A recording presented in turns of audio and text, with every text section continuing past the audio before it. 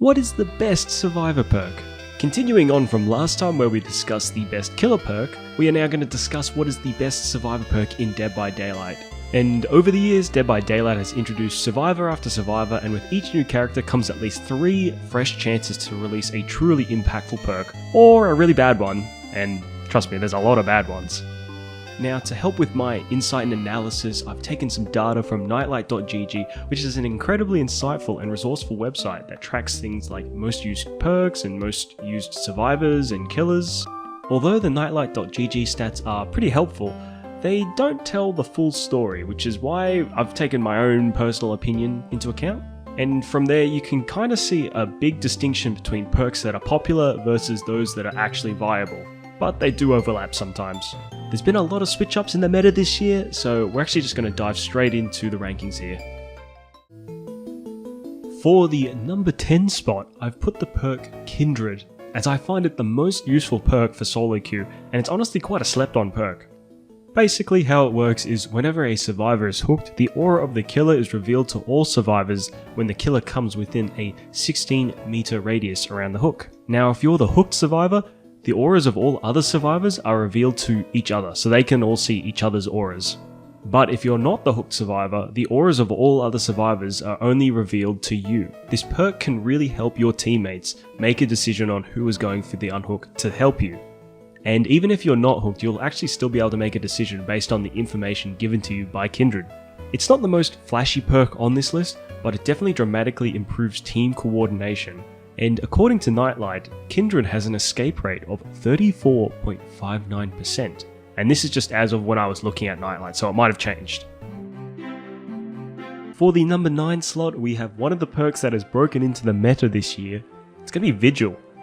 Now, this is a perk with a very simple effect, but the pick rate has started to move higher and higher as of recently. With Vigil, you'll be able to recover from almost all negative effects 66% faster, and you can spread this effect to other survivors within 16 meters of you. It did recently change so the effects don't stack with multiple Vigil users, however it's still a very good perk. Not only does it complement almost all exhaustion builds, but it almost straight up counters certain killer powers and perks, like Freddy's new Dream Snare or any exposing perk. You'll also just be able to use your exhaustion perks way more often, which is probably why you're seeing Sprint Burst Vigil in a lot of your public matches. Now the reason I didn't rank this perk any higher is that on its own it only really counters those specific killer powers, but you have to combine it with an exhaustion perk in order to get its maximum value. And it's because you need a second perk to enable it, I've been ranking it a little bit lower on the list. According to nightlight.gg, Vigil has an escape rate of 36.11%. For the number 8 spot, we have the perk Adrenaline. Now, Adrenaline will activate when the exit gates are powered, and it will instantly heal you 1 health state and give you 50% haste for 3 seconds. And because of these effects, it becomes a real endgame game changer. Sorry, I had no other way to word that.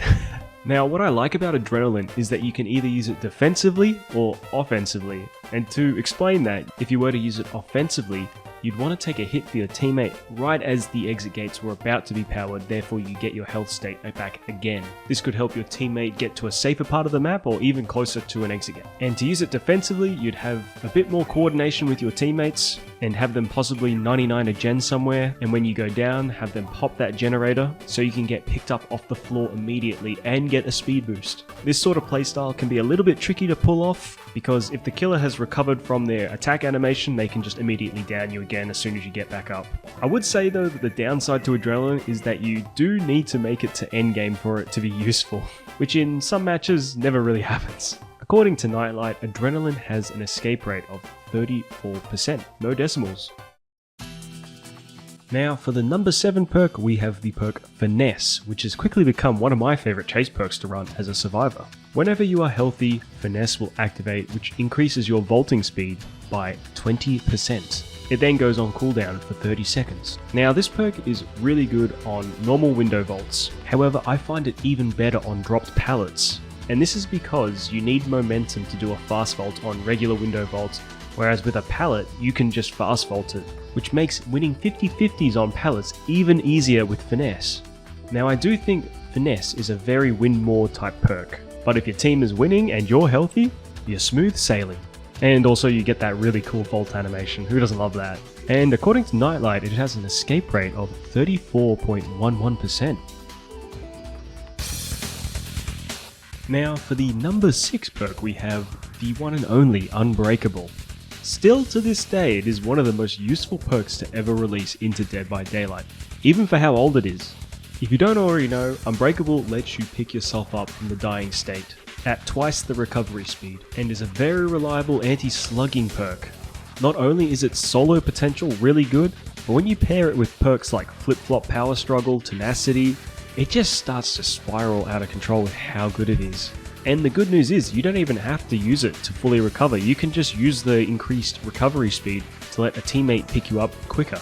And I mean, we also have to mention Decisive Strike and Unbreakable, which is still one of the best perk combos you can run as Survivor. You might not always get the chance to use Unbreakable, but whenever you do get the chance, it just is really good, especially when you need to clutch up in a very tense match. And according to Nightlight, the perk has an escape rate of 34.3%.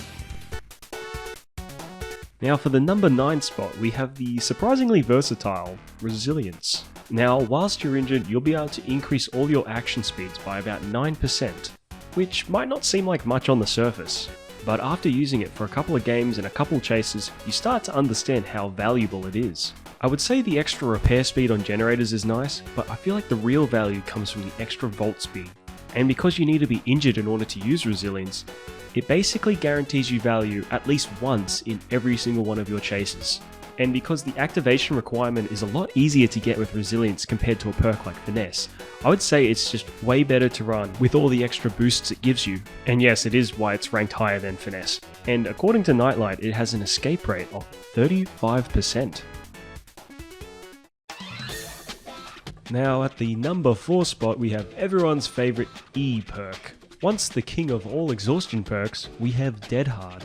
If we had old Dead Hard, I might have placed it a bit higher, but even after all the nerfs it's received, it is still one of the better anti-tunnel perks. I would like to state that the skill floor for the perk has been raised quite substantially, and you have to be a lot smarter when to use Dead Hard. However, the reward for pulling off a successful Dead Hard is very worth it. Now for those of you who don't know, Dead Hard will now become active as soon as you've been hooked at least once. And instead of giving you iframes and distance, now you'll be able to get half a second of endurance. The perk will then deactivate after it's been used, and will only reactivate again once you've been hooked. And according to Nightlight, Dead Hard has an escape rate of 34.64%. And for the number 3 perk, we have everyone's favourite insta-swap after being turbo-tunneled, Decisive Strike. Now I don't think I need to emphasize how good DS is, it is just the best anti-tunnel tool. You can basically guarantee your teammates an extra 60 seconds before you go down again. And if you play as Killer, you probably know how rough it is to get hit with a DS. And in a game like Dead by Daylight, every second counts. Of course it's not the flashiest perk or it doesn't have the weirdest requirements to use, but the value you get from it if a killer decides to tunnel you is just so good. Now I've ranked it higher than other anti-tunnel perks like Dead Hard and Off the Record, for the sole reason that you get a guaranteed 60 seconds of protection and then a stun on top of that. And according to Nightlight, this perk has an escape rate of 34.96%. Now for the number 2 spot, we are putting the perk from Meg Thomas, Sprint Burst. Sprint Burst is probably one of the best and most reliable exhaustion perks to use. There are a ton of different use cases to use Sprint Burst, but my favorite is probably being able to run away really quick after being unhooked, as you can almost guarantee a way to get to a tile, or better yet, get to the exit gate during the endgame. I'd also argue that it makes playing out your match extremely efficient. You can get to gens quicker, you can go for unhooks quicker, you can run to the exit gate quicker. There's so many things you can just do way quicker with Sprint Burst. And of course the only drawback is its exhaustion management, which can be a little bit tricky, but thanks to perks like Vigil, which we mentioned earlier, it just becomes really good. And according to Nightlight, the perk Sprint Burst has an escape rate of 35.14%. And finally, we have the number 1 best perk, in my opinion, for Survivor, which is going to be the perk Life. Honestly, it was super difficult picking between either Life or Sprint Burst for the number 1 spot, but I think Life comes out on top. And the reasoning behind this is that I find that Lithe is just a little bit more consistent of an exhaustion perk than Sprint Burst. Of course, if you manage your exhaustion with Sprint Burst, then you should be good, but Lithe just takes that out of the equation. You don't need to manage your exhaustion to the same degree you would with Sprint Burst, which, in my opinion, this just makes Lithe better. Comparing it to another exhaustion perk like Balanced Landing, just on map for map basis, you'll be able to activate Lithe more than you would Balanced Landing. Lithe also pairs super nicely with the perks Finesse and or Resilience, but even more surprising is the escape rate from Nightlight.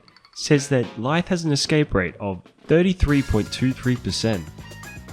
Now, obviously with all these perks that I just ranked, I did take Nightlight's data into account, but I also realized that Nightlight's data isn't quite accurate and doesn't tell the full story as to why this perk is strong or not. Now, if you're interested in more Dead by Daylight related content, make sure to check out this video up here, but don't click on it just yet. Make sure you subscribe, and I'll see you guys in the fog.